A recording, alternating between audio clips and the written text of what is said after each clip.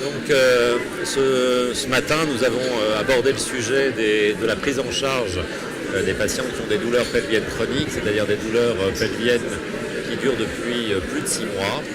de leur exploration et du parcours de soins idéal qu'on pourrait leur proposer. L'intérêt de cette table ronde avec Michel Lachowski qui a abordé l'aspect psychosomatique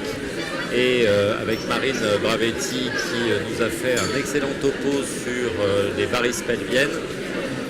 L'intérêt de cette matinée était de montrer que, premièrement, l'importance de l'interrogatoire dans l'examen clinique de ces patientes, un interrogatoire extrêmement attentif, fouillé, patient et long nécessairement, qui peut finalement occuper le temps d'une première consultation, laissant l'examen clinique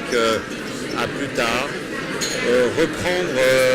et déconstruire finalement ce qui a déjà été préétabli et se méfier des étiquettes qui ont été posées à la fois sur les patientes ou alors au terme des explorations complémentaires qui ont déjà été faites, c'est-à-dire savoir remettre en cause un diagnostic, pouvoir remettre en cause une conclusion d'IRM pelvienne en particulier en demandant à un radiologue de référence de revoir l'IRM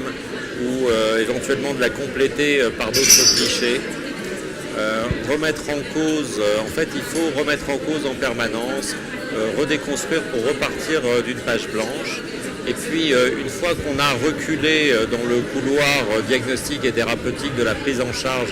de ces patientes, ouvrir d'autres portes, en particulier s'ouvrir à la possibilité d'un problème veineux et justement de varices pelviennes qui peuvent être explorées dans une première intention par un écho-doppler des membres inférieurs et du pelvis à la recherche de fuites veineuses et puis complété d'une phlébographie qui n'est pas un geste très invasif et qui permet de conduire au diagnostic. Enfin, s'ouvrir aussi à la possibilité d'un diagnostic encore d'une autre nature que l'endométriose ou l'adénomiose vers l'exploration de pathologies neurologiques comme la neuropathie pudendale. C'est encore une ouverture diagnostique. Et puis enfin se pose le problème pour le chirurgien de ces patientes qui ont été opérées pour une pathologie myomateuse ou une adénomiose et qui, en dépit de l'intervention, souffrent encore. Eh bien, le chirurgien se retrouve confronté cette fois-ci à une forme d'impuissance qui le met dans une position délicate, dans un contexte de gynéco-bashing qui n'améliore pas les relations avec les patientes. Et là, il faut